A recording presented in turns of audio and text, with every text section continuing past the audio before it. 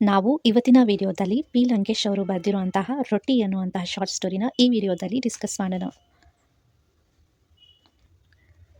P Lankesh ಅವರು ಕನ್ನಡದ most influential Kannada writer ಮತ್ತು ಜರ್ನಲಿಸ್ಟ್ ಆಗಿರ್ತಾರೆ. ಮತ್ತು ಇವರು ಫಿಲ್ಮ್ ಮೇಕರು ಸಹ ಹೌದು. ಇವರು ಶಿವಮೊಗ್ಗ ಜಿಲ್ಲೆಯಲ್ಲಿ ಬರುವಂತಹ ಕೊನಂಗವಳ್ಳಿ ಅನ್ನುವಂಥ ಪ್ಲೇಸಲ್ಲಿ ಹುಟ್ಟಿರ್ತಾರೆ. ಸೊ ಇವರು ಮಾಸ್ಟರ್ ಡಿಗ್ರಿ ಮಾಡಿರ್ತಾರೆ ಇಂಗ್ಲೀಷ್ ಲಿಟ್ರೇಚರಲ್ಲಿ. ಮತ್ತು ಇವರು ಲೆಕ್ಚರರ್ ಆಗಿ ಸಹ ವರ್ಕ್ ಮಾಡಿದ್ದಾರೆ. ಮತ್ತು ಇವರು ತಮ್ಮ ಲೈಫನ್ನು ಡೆಡಿಕೇಟ್ ಮಾಡ್ತಾರೆ ಯಾವುದಕ್ಕೆ ಅಂತ ಹೇಳಿದರೆ ಜರ್ನಲಿಸಮ್ ಮತ್ತು ರೈಟಿಂಗಿಗೆ ತಮ್ಮ ಜೀವನನ ಮುಡಿಪಾಗಿ ಇಡ್ತಾರೆ ಅನ್ನೋದನ್ನ ನಾವು ನೋಡ್ಬೋದು. ತುಂಬ ಅವರು ಕಮಿಟೆಡ್ ಪರ್ಸನ್ ಆಗಿರ್ತಾರೆ ಅಂತ ಹೇಳಿದರೆ ನೋಡಿ, ಅವ್ರ ರೈಟಿಂಗ್ಸಲ್ಲಿ ಸೋಷಿಯಲ್ ಜಸ್ಟಿಸ್ ಆಗಿರ್ಬೋದು, ಮತ್ತು ಆರ್ಡಿನರಿ ಪೀಪಲ್ ಏನು ಸಮಸ್ಯೆಗಳನ್ನು ಫೇಸ್ ಮಾಡ್ತಾರೆ ಅದನ್ನು ಹೈಲೈಟ್ ಮಾಡೋದಾಗಿರ್ಬೋದು. ಮತ್ತು ಅವರು ಒಂದು ವೀಕ್ಲಿ ಮ್ಯಾಗ್ಝಿನನ್ನು ಫೌಂಡ್ ಮಾಡ್ತಾರೆ. ಸೊ ಅದನ್ನು ನಾವು ಲಂಕೇಶ್ ಪತ್ರಿಕೆ ಅಂತ ಹೇಳ್ತೀವಿ. ತುಂಬ ಫೇಮಸ್ ಆಗಿದೆ ಇದು. ನೆಕ್ಸ್ಟು ಅವರು ತುಂಬ ಫೇಮಸ್ ಆಗಿರೋದು ಯಾಕೆ ಅಂತ ಹೇಳಿದರೆ ಫಿಯರ್ಲೆಸ್ ಜರ್ನಲಿಸಮ್. ಯಾವುದೇ ರೀತಿ ಭಯ ಇಲ್ಲದೇ, ಯಾರ ಬಗ್ಗೆನೂ ಭಯ ಇಲ್ಲದೇ ತುಂಬ ಡೈರೆಕ್ಟಾಗಿ ಏನಿದೆ ಸತ್ಯನ ಹಾಗೆ ಅವರು ಬರಿತಾ ಹೋಗ್ತಾರೆ.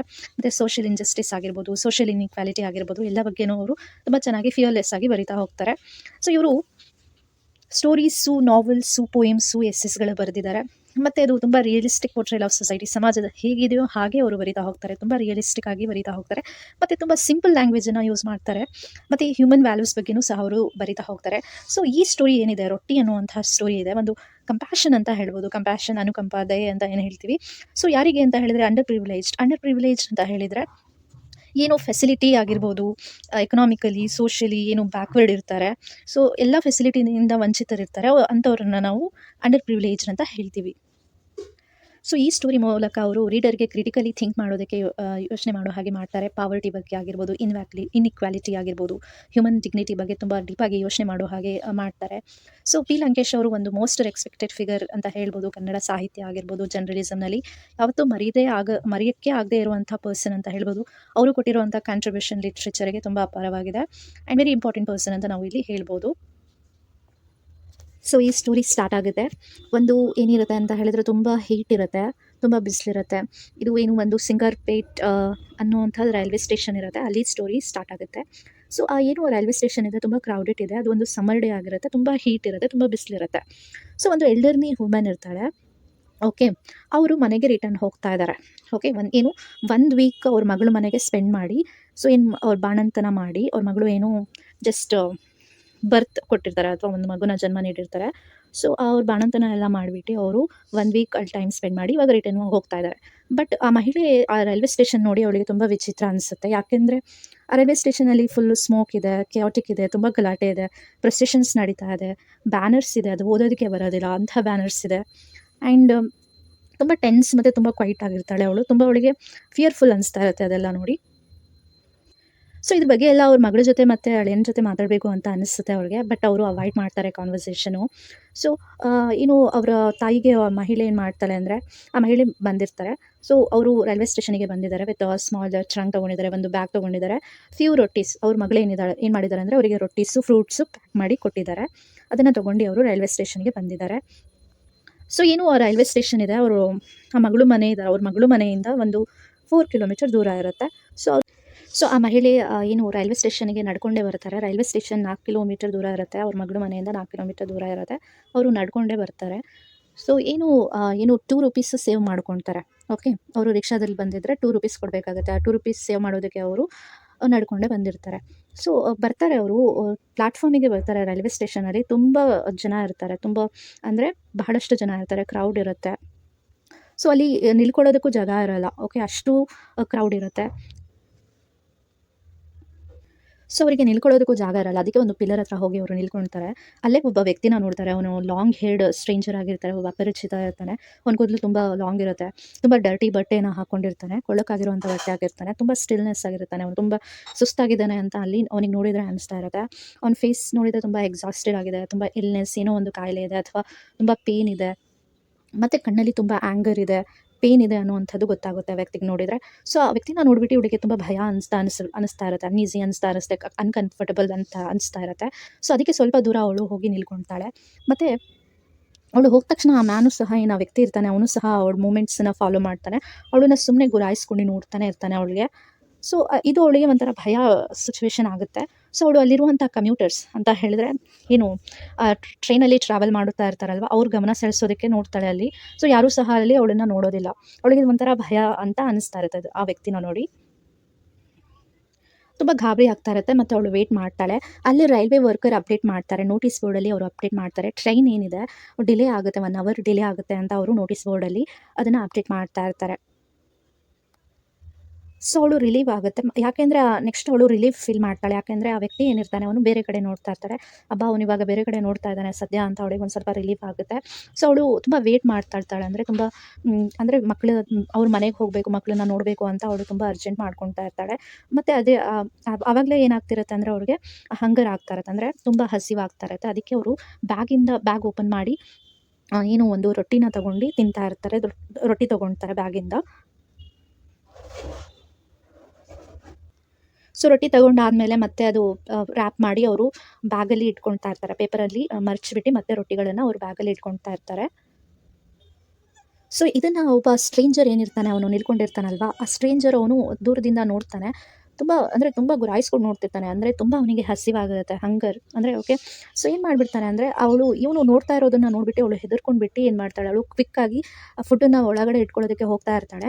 ಅಷ್ಟರಲ್ಲೇ ಆ ವ್ಯಕ್ತಿ ಏನು ಮಾಡ್ತಾನೆ, ಆ ಸ್ಟ್ರೇಂಜರ್ ಏನು ಮಾಡ್ತಾನೆ, ಆ ರೊಟ್ಟಿಗಳನ್ನೆಲ್ಲ ಕಸ್ಕೊಂಡು ಬೇಗ ಬೇಗ ತಿನ್ನೋದಕ್ಕೆ ಡಿವೋರಿಂಗ್ ದೆಮ್ ಅಂದರೆ ಬೇಗ ಗಬ ಗಬ ಅನ್ನೋ ತಿನ್ನೋದಕ್ಕೆ ಸ್ಟಾರ್ಟ್ ಮಾಡ್ತಾನೆ. ಸೊ ಅದನ್ನು ನೋಡಿಬಿಟ್ಟು ಅವಳಿಗೆ ಆಶ್ಚರ್ಯ ಆಗುತ್ತೆ, ಭಯ ಆಗುತ್ತೆ. ಸೊ ನೆಕ್ಸ್ಟ್ ಅವಳು ಏನು ಹೇಳ್ತಾಳೆ ಅಂದರೆ ಕಳ್ಳ ಕಳ್ಳ ಅಂತ ಅವಳು ಹೇಳೋದಕ್ಕೆ ಸ್ಟಾರ್ಟ್ ಮಾಡ್ತಾಳೆ. ಸೊ ಇವರು ಕಿರ್ಚೋದನ್ನು ನೋಡಿ, ಆ ಮಹಿಳೆ ಕಿರ್ಚೋದನ್ನು ನೋಡಿ ಎಲ್ಲ ಕ್ರೌಡಲ್ಲಿ ಬಂದುಬಿಡ್ತಾರೆ. ಸೊ ಅಲ್ಲಿರುವಂಥ ಸುತ್ತಮುತ್ತ ಜನ ಎಲ್ಲ ಬಂದುಬಿಡ್ತಾರೆ. ಒಬ್ಬ ಟಾಲ್ ಶಾರ್ಪ್ ಐ ಮ್ಯಾನ್ ಇರ್ತಾನೆ, ಅವನು ಬಂದು ಕೇಳ್ತಾನೆ ಏನಾಯಿತು ಅಂತ. ಸೊ ಟ್ರಂಬ್ಲಿಂಗ್, ಅವಳು ನಡುಗ್ತಾ ಇರ್ತಾಳೆ ಭಯದಿಂದ. ಎಕ್ಸ್ಪ್ಲೇನ್ ಮಾಡ್ತಾಳೆ, ಆ ವ್ಯಕ್ತಿ ಏನಿದ್ದಾನೆ, ಆ ಸ್ಟ್ರೇಂಜರ್ ಏನಿದ್ದಾರೆ ಅವ್ರು ರೊಟ್ಟಿ ಕಸ್ಕೊಂಡು ತಿಂತಾ ಇದ್ದಾನೆ ಅಂತ ಅವಳು ಹೇಳ್ತಾಳೆ.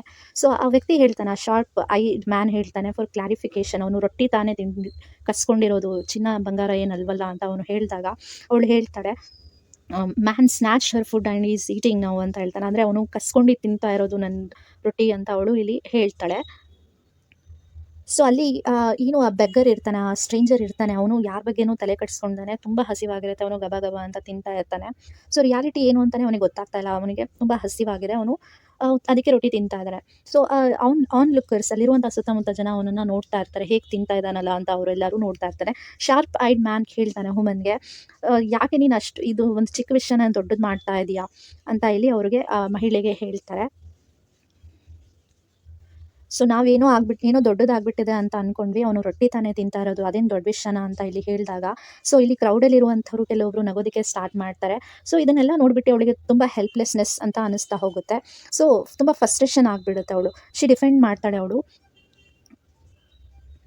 ಸೊ ಅವರು ಡಿಫೆಂಡ್ ಮಾಡ್ತಾರೆ, ಅವರು ಹೇಳ್ತಾರೆ, ಸೊ ಒಬ್ಬ ಮಹಿಳೆ ಹೆಲ್ಪ್ ಮಾಡೋದು ಬಿಟ್ಟು ನೀವೆಲ್ಲ ಈ ಥರ ಮಾತಾಡಿ ನಗ್ತಿದ್ದೀರಲ್ಲ, ಸೊ ನೋಡಿ ಅವನು ನನ್ನ ಹತ್ರ ಹೇಗೆ ಕಸ್ಕೊಂಡು ತಿಂತಾ ಇದ್ದಾನೆ, ನನ್ನ ಕೈಯಿಂದ ಹೇಗೆ ಕಸ್ಕೊಂಡು ತಿಂತಾ ಇದ್ದಾನೆ ಅಂತ ಇಲ್ಲಿ ಹೇಳ್ತಾರೆ. ಸೊ ಆ ಮ್ಯಾನ್ ಹೇಳ್ತಾನೆ, ಬೆಗ್ಗರ್ ಏನು ಯಾಕೆ ಮಾಡಿದ್ದಾನೆ ಅಂತ ನಿಮ್ಗೆಲ್ಲರಿಗೂ ಗೊತ್ತಿದೆ, ಯಾಕೆ ಅಂದರೆ ಅವನಿಗೆ ಹಸಿವಾಗಿದೆ, ಅದಕ್ಕೋಸ್ಕರ ಅವನು ಈ ಥರ ಕಸ್ಕೊಂಡು ತಿಂತಾ ಇದ್ದಾನೆ. ಸೊ ಇದೊಂದು ಜಸ್ಟಿಫೈಡ್ ಆ್ಯಕ್ಟ್ ಅಂತ ಅವನು ಇಲ್ಲಿ ಹೇಳ್ತಾನೆ. ಸೊ ಅವಳು ತುಂಬ ಡಿಸ್ಟ್ರೆಸ್ ಅಂದರೆ ತುಂಬ ಡಿಸ್ಟರ್ಬ್ ಆಗಿಬಿಟ್ಟು ಹೇಳ್ತಾರೆ. ಸೊ ಅವರು ತುಂಬ ಕೊಡ್ತಾ ಇದ್ದೆ ಅವ್ನು ಕೇಳಿದರೆ, ಆದರೆ ಅವನು ನನ್ನ ಹತ್ರ ಕಸ್ಕೊಂಡು ತಿಂತಾ ಇದ್ದಾನೆ, ಅದು ವೈಲೆನ್ಸ್ ಅಲ್ವಾ, ಇದು ಸರಿ ಇಲ್ಲ ಅಂತ ಅವರು ಹೇಳ್ತಾರೆ. ಆ ಮಹಿಳೆ ಈ ರೀತಿ ಹೇಳ್ತಾರೆ. ಸೊ ಅವಳು ತನ್ನನ್ನು ಡಿಫೆಂಡ್ ಮಾಡ್ತಾ ಇರ್ತಾಳೆ. ಆ ವಾಯ್ಸ್ ತುಂಬ ಎಕೋ ಆಗ್ತಾ ಇರುತ್ತೆ ಕ್ರೌಡಲ್ಲಿ. ಸೊ ಅವ ಫ್ರೇಲ್ ಮ್ಯಾನ್ ಹೇಳ್ತಾನೆ, ವೈಟ್ ಚಾಲೆಂಜ್ ಮಾಡ್ತಾನೆ ಕ್ಲೇಮಿಂಗ್ ದಲ್. ಸೊ ಏನಿದೆ ನೀವು ಎಂಟಿ ರೆಟೋರಿಕ್, ಸೊ ಎಲ್ಲರೂ ಹೀಗೆ ಹೇಳೋದು, ಸುಮ್ಮನೆ ಕೊಡ್ತೀವಿ ಅಂತ ಹೇಳ್ತಾರೆ, ಆದರೆ ಯಾರೂ ಕೊಡೋದಿಲ್ಲ, ಅದಕ್ಕೆ ಅವನು ಕಸ್ಕೊಂಡು ತಿಂತಾ ಇರೋದು ಅಂತ ಒಬ್ಬ ವ್ಯಕ್ತಿ ಈ ರೀತಿ ಹೇಳ್ತಾನೆ. ನೆಕ್ಸ್ಟು ಅಲ್ಲಿ ನಿಂತಿರುವಂಥ ವ್ಯಕ್ತಿ ಅವಳನ್ನು ಅಣಗಿಸಿ ಹೇಳ್ತಾನೆ, ಕ್ವಶನ್ ಮಾಡ್ತಾನೆ, ನಿನ್ನ ಮಕ್ಳ ಮೇಲೆ ನೀನು ಆಣೆ ಮಾಡಿ ಹೇಳು, ನೀನು ಕೊಡ್ತಿದ್ದ ಅವನಿಗೆ ರೊಟ್ಟಿ ಅಂತ ಹೇಳಿ ಕೇಳ್ತಾನೆ. ಸೊ ಅವಳು ಇದರಿಂದ ತುಂಬ ಸಿಟ್ಟಾಗ್ಬಿಟ್ಟು ಹೇಳ್ತಾಳೆ, ಸೊ ಮಾಬ್ ಲೈಕ್ ಬಿಹೇವಿಯರ್, ಅವಳು ಹೇಳ್ತಾಳೆ, ಸೊ ನಾನು ಯಾಕೆ ನನ್ನ ಮಕ್ಳ ಮೇಲೆ ಆಣೆ ಮಾಡಬೇಕು ಅಂತ ಹೇಳಿ ಅವಳು ಕ್ವಶನ್ ಮಾಡ್ತಾಳೆ. ಅವಳು ಕೊಡ್ತಾ ಇಲ್ಲು, ಅವ್ನು ಕೇಳ್ತಾ ಇದ್ದಿದ್ರೆ ಅವಳು ಕೊಡ್ತಾ ಇದ್ದೆ ನಾನು, ಅವ್ನು ಕೇಳ್ತಾ ಇದ್ದರೆ ನಾನು ಕೊಡ್ತಾ ಇದ್ದೆ, ಆದರೆ ಅವ್ನು ಕಸ್ಕೊಂಡು ತಿಂದಿರೋದು ನನಗೆ ಇಷ್ಟ ಆಗಲಿಲ್ಲ ಅಂತ ಹೇಳಿ ಹೇಳ್ತಾಳೆ. ಮತ್ತು ಅಲ್ಲಿರುವಂಥ ಸುತ್ತಮುತ್ತ ಜನರಿಗೆ ಅವಳು ಬೈತಾಳೆ, ಸೊ ಯಾಕೆ ನೀವು ಒಂದು ಅನಿಮಲ್ಸ್ ಥರ ಬಿಹೇವ್ ಮಾಡ್ತಿದ್ದೀರಾ, ನಿಮಗೆ ಒಬ್ಬ ಮಹಿಳೆಗೆ ಸಹಾಯ ಮಾಡೋದು ಬಿಟ್ಟು ನನ್ನ ಮೇಲೆ ಬರ್ತಾ ಇದ್ದೀರಲ್ಲ, ನಿಮ್ಮ ಹತ್ರ ಡಿಸೆನ್ಸಿ ಇಲ್ವಾ, ನಿಮಗೆ ಹೆಂಡತಿ ಮಕ್ಕಳು ಯಾರೂ ಇಲ್ವಾ, ಮಹಿಳೆಯರ ಜೊತೆ ಈ ಥರ ಮಾತಾಡ್ತಾರಾ, ಈ ಥರ ಬಿಹೇವ್ ಮಾಡ್ತಾರಾ ಅಂತ ಆ ಕ್ರೌಡ್ ಮೇಲೆ ಅವಳು ಸಿಟ್ ಮಾಡೋದಕ್ಕೆ ಸ್ಟಾರ್ಟ್ ಮಾಡ್ತಾಳೆ.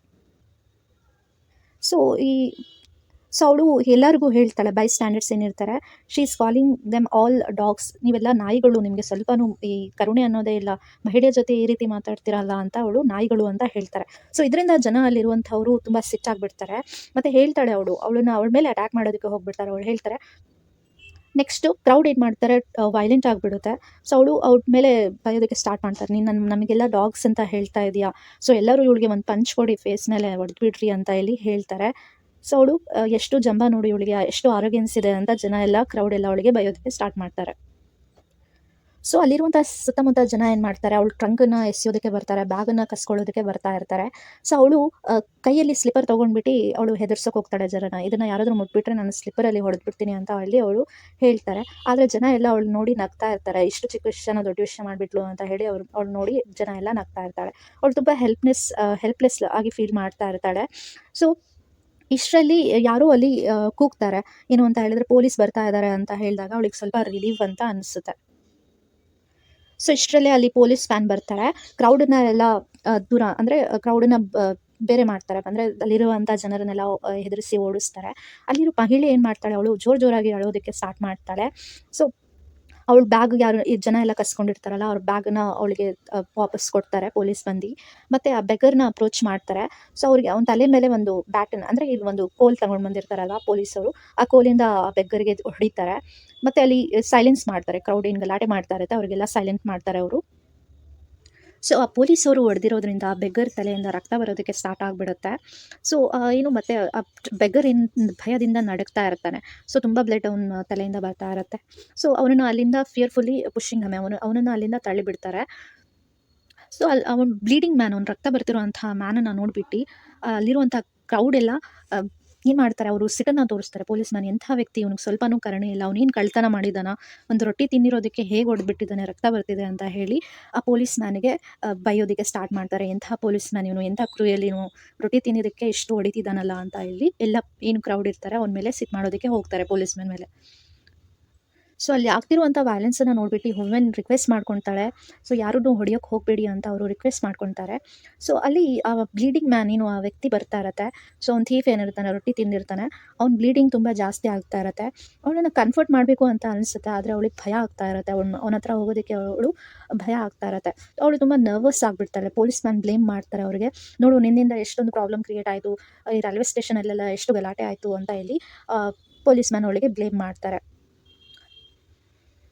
ಸೊ ಆ ಮಹಿಳೆ ಏನು ಮಾಡ್ತಾಳೆ ಅಂದರೆ ಎಲ್ಲರಿಗೂ ಸಮಾಧಾನ ಮಾಡಬೇಕು ಅಂತ ದೃಷ್ಟಿಯಿಂದ ಏನು ಮಾಡ್ತಾಳೆ, ಅವಳು ಬ್ಯಾಗಲ್ಲಿ ಕೈ ಹಾಕಿ ಅವಳು ಫ್ರೂಟ್ಸು, ಸೋಪ್ಸು, ಪೌಡರು, ಡಾಲ್ಸ್ ಎಲ್ಲ ತೆಗ್ದು ಬೆಗ್ಗರ್ಗೆ ಮತ್ತು ಅಲ್ಲಿರುವಂಥ ಸುತ್ತಮುತ್ತ ಜನಗೆ ಕೊಡೋದಕ್ಕೆ ಹೋಗ್ತಾಳೆ. ಸೊ ಯಾರೂ ಸಹ ಅವಳಿಂದ ಏನೂ ಸಹ ಇಸ್ಕೊಳ್ಳೋದಕ್ಕೆ ಇಷ್ಟಪಡೋದಿಲ್ಲ. ಎಲ್ಲರೂ ಅವಳಿಗೆ ಸಿಟ್ಟಿಂದ ನೋಡ್ತಾ ಇರ್ತಾರೆ ಮತ್ತು ಅವಳ ಗಿಫ್ಟ್ಸನ್ನು ರಿಜೆಕ್ಟ್ ಮಾಡ್ತಾರೆ. ಸೊ ಆ ಜನರ ಸಿಟ್ಟೆಲ್ಲ ನೋಡಿಬಿಟ್ಟು ಅವಳ ಕೈ ನಡುಗ್ತಾ ಇರುತ್ತೆ. ಏನು ಕೈಯಲ್ಲಿ ಐಟಮ್ಸ್ಗಳು ಇಟ್ಕೊಂಡಿರ್ತಾಳೆ ಅದೆಲ್ಲ ಕೆಳಗೆ ಬಿದ್ದುಬಿಡುತ್ತೆ. ಸೊ ಅಷ್ಟರಲ್ಲೇ ಅಲ್ಲಿ ಮಿಲಿಟರಿ ವ್ಯಾನ್ ಬರುತ್ತೆ, ಅಲಾರಾಮ್ ಬರುತ್ತೆ. ಸೊ ಕ್ರೌಡ್ ಎಲ್ಲ ಏನಾಗುತ್ತೆ, ಒಂದು ಕಡೆ ಸ್ಕ್ಯಾಟರ್ಡ್ ಆಗಿಬಿಡುತ್ತೆ. ಕಿಯೋಟಿಕ್ ಸ್ಟ್ಯಾಂಪೀಡ್ ಅಂದರೆ ಒಬ್ಬರೊಬ್ಬರನ್ನ ಕಾಲನ್ನು ತುಳಿತಾ ಇರ್ತಾರೆ, ಈ ಥರ ಎಲ್ಲ ಆಗಿಬಿಡುತ್ತೆ. ಕ್ರೌಡ್ ಎಲ್ಲ ಹೋಗ್ತಾ ಇರುತ್ತೆ. ಸೊ ಇದನ್ನು ಏನು ಮಾಡ್ತಾರೆ ಅಂತ ಹೇಳಿದರೆ, ಕ್ರೌಡನ್ನು ಅಲ್ಲಿಂದ ಓಡಿಸ್ಬೇಕು ಅಂತ ಏನು ಮಾಡಿಬಿಡ್ತಾರೆ, ಪೊಲೀಸವರು ಲಾಠಿ ಚಾರ್ಜ್ ಮಾಡೋದಕ್ಕೆ ಸ್ಟಾರ್ಟ್ ಮಾಡ್ತಾರೆ. ಅವಳು ಬೆಗ್ ಮಾಡ್ತಾರೆ, ಯಾರಿಗೂ ಹೊಡಿಬೇಡಿ ಅಂತ ಪೊಲೀಸನ್ನು ಕೇಳ್ಕೊಳ್ತಾ ಇರ್ತಾರೆ. ಬಟ್ ಅವಳನ್ನು ಅವರು ಇಗ್ನೋರ್ ಮಾಡ್ತಾರೆ. ಸೊ ರಿಸರ್ವ್ ಪೊಲೀಸ್ ಏನು ಮಾಡುತ್ತೆ ಅಂದರೆ, ಅಲ್ಲಿರುವಂಥ ಕ್ರೌಡ್, ಅಲ್ಲಿರುವಂಥ ಜನರನ್ನೆಲ್ಲ ಅಲ್ಲಿ ಓಡಿಸುತ್ತೆ ಅವರನ್ನು. ಸೊ ಏನು ಬೆಗ್ಗರ್ ಇರ್ತಾನೆ, ಆ ವ್ಯಕ್ತಿ ಏನಿರ್ತಾನೆ, ಏನು ರೊಟ್ಟಿ ಕತ್ಕೊಂಡು ಅಂದರೆ ಏನು ಕಸ್ಕೊಂಡು ತಿಂದಿರ್ತಾನೆ, ಅಲ್ಲಿ ಅವನ ತಲೆ ಬ್ಲೀಡಿಂಗ್ ಆಗ್ತಾ ಇರುತ್ತೆ. ಅವನು ಅಲ್ಲೇ ಪಿಲ್ಲರ್ ಹತ್ರ ನಿಲ್ಕೊಂಡಿರ್ತಾನೆ. ಸೊ ಆ ಮಹಿಳೆಗೇನೆ ಅವನು ನೋಡ್ತಾ ಇರ್ತಾನೆ. ಸೊ ಪೊಲೀಸವರು ಅವಳಿಗೆ ಕರ್ಕೊಂಡು ಹೋಗ್ತಾ ಇರ್ತಾರೆ. ಸೊ ಅವಳು ಆ ಪೊಲೀಸರಿಂದ ಬಿಡುಗಡೆ ಬೇಕು ಅಂತ ಅನಿಸಿರುತ್ತೆ. ಅವಳು ಜನರ ಜೊತೆ ಎಲ್ಲ ಸೇರಬೇಕು, ನಾನು ಮಾಡಿರೋದು ತಪ್ಪು ಅಂತ ಎಲ್ಲೋ ಒಂದು ಕಡೆ ಅವಳಿಗೆ ಅನಿಸ್ತಾ ಇರುತ್ತೆ. ಸೊ ಪೊಲೀಸ್ ಆಫೀಸರ್ ಏನು ಮಾಡ್ತಾರೆ, ಒಂದು ವ್ಯಾನಲ್ಲಿ ಅವಳನ್ನ ಕರ್ಕೊಂಡು ಹೋಗ್ತಾ ಇರ್ತಾರೆ. ಸೊ ಅವಳು ಕೇಳ್ತಾರೆ, ಎಲ್ಲಿ ಕರ್ಕೊಂಡು ಹೋಗ್ತಿದ್ದಾರೆ ಅವಳಿಗೆ ಅಂತ ಹೇಳಿದಾಗ ಪೊಲೀಸವರು ಹೇಳ್ತಾರೆ, ಅವಳಿಗೆ ಮನೆಗೆ ಕರ್ಕೊಂಡು ಹೋಗ್ತಿದ್ದಾರೆ ಅಂತ ಹೇಳಿ ಪೊಲೀಸವರು ಹೇಳ್ತಾರೆ. ಸೊ ಹೋಗಬೇಕಾದ್ರೆ ಅವಳು ಫೈನಲ್ ಗ್ಲಿಮ್ಸಸ್ಸನ್ನು ನೋಡ್ತಾಳೆ. ಆ ಪಿಲ್ಲರ್ ಮತ್ತು ಗ್ಯಾಪ್ಸ್ ಆಫ್ ದಿ ಸ್ಟೇಷನಿಂದ ಅವಳು ನೋಡ್ತಾಳೆ. ಸೊ ಇಲ್ಲಿ ಆ ಬೆಗರ್ನ ನೋಡ್ತಾಳೆ, ಅವ್ನ ಕಣ್ಣನ್ನು ನೋಡ್ತಾಳೆ. ಅದು ಫೀವರಿಂದ ಬರ್ನಿಂಗ್ ಆಗ್ತಾ ಇರುತ್ತೆ, ಆ್ಯಂಗರ್ ಇರುತ್ತೆ ಅವನ ಕಣ್ಣಲ್ಲಿ, ಮತ್ತು ಮತ್ತು ತುಂಬ ಹಸಿವಿನಲ್ಲಿ ಇದ್ದಾನೆ ಅಂತ ಅನಿಸಿರುತ್ತೆ. ಅವನು ಆ ಬೆಗ್ಗರ್ ಅವಳನ್ನೇ ನೋಡ್ತಾ ಇರ್ತಾನೆ. ಸೊ ವ್ಯಾನ್ ಮೂವ್ ಆಗುತ್ತೆ. ಸೊ ಅವಳು ವ್ಯಾನಲ್ಲಿ ಕುತ್ಕೊಂಡಿದ್ದಾರೆ, ಯಾರೂ ಸಹ ಇಲ್ಲ, ಪೊಲೀಸ್ ಮೆನ್ ಮಾತ್ರ ಇರ್ತಾರೆ. ಸೊ ಅವಳು ಕಣ್ಣು ಮುಚ್ಚಿದಾಗಲೂ ಸಹ ಮತ್ತೆ ಆ ವ್ಯಕ್ತಿನೇ ಕಾಣಿಸ್ತಾ ಇರ್ತಾನೆ. ಅವನ ತಲೆಯಲ್ಲಿ ರಕ್ತ ಬರ್ತಾ ಇರುತ್ತೆ. ಸೊ ಏನು ಗ್ರೀನ್ ಕಲರ್ ಬಟ್ಟೆ ಹಾಕ್ಕೊಂಡಿರ್ತಾನೆ. ಸೊ ಕಣ್ಣು ಮುಚ್ಚಿದ್ರೂ ಸಹ ಆ ಬೆಕ್ಕರೆ ಅವಳಿಗೆ ಕಣ್ಮುಂದೆ ಬರ್ತಿರ್ತಾನೆ ಅನ್ನೋದು ನೋಡ್ಬೋದು ಇಲ್ಲಿ. ಸ್ಟೋರಿ ಕ್ಲೈಮ್ಯಾಕ್ಸ್‌ನ ಒಂದು ಸ್ಟೋರಿ ಎಂಡಿಂಗ್‌ನ ನೋಡ್ಬೋದು. ಇಲ್ಲಿ ಹ್ಯೂಮನ್ ಕಂಪ್ಯಾಷನ್ ಅನ್ನೋದು, ಕರುಣೆ ಅನ್ನೋದು, ದಯೆ ಅನ್ನೋದು ಎಷ್ಟು ಇಂಪಾರ್ಟೆಂಟ್ ಅಂತ ಈ ಸ್ಟೋರಿ ನಮಗೆ ಹೇಳುತ್ತೆ. ಸೊ ಮೆಟೀರಿಯಲ್ ವೆಲ್ತ್‌ಗಿಂತ ನಮಗೆ ಇಲ್ಲಿ ಮನುಷ್ಯತ್ವ ಅನ್ನೋದು ತುಂಬ ಇಂಪಾರ್ಟೆಂಟ್ ಆಗಿರುತ್ತೆ ಅನ್ನೋದು ಹೇಳುತ್ತೆ. ಸೊ ಇಲ್ಲಿ ಫುಡ್ ಅನ್ನೋದು ಎಷ್ಟು ಇಂಪಾರ್ಟೆಂಟ್ ಆಗಿರುತ್ತೆ. ಹಂಗರ್ ಓಕೆ ಏನು ಈ ಏನು ಹಸಿವು ಅನ್ನುವಂಥದ್ದು ಮನುಷ್ಯನಿಗೆ ಯಾವ ರೀತಿ ಮಾಡುತ್ತೆ ಅನ್ನೋದು ಇಲ್ಲಿ ನೋಡ್ಬೋದು. ಸೊ ಹಸಿವಿನಲ್ಲಿರೋರಿಗೆ ಒಂದು ಸ್ವಲ್ಪ ಏನಾದರೂ ಕೊಟ್ಟರೆ ಏನೂ ಆಗಲ್ಲ. ಬಟ್ ಇದನ್ನ ಒಂದು ಇಶ್ಯೂ ಆಗಿ ಕ್ರಿಯೇಟ್ ಮಾಡ್ತಾರೆ ಈ ಸ್ಟೋರಿಯಲ್ಲಿ ಒಬ್ಬ ಮಹಿಳೆ.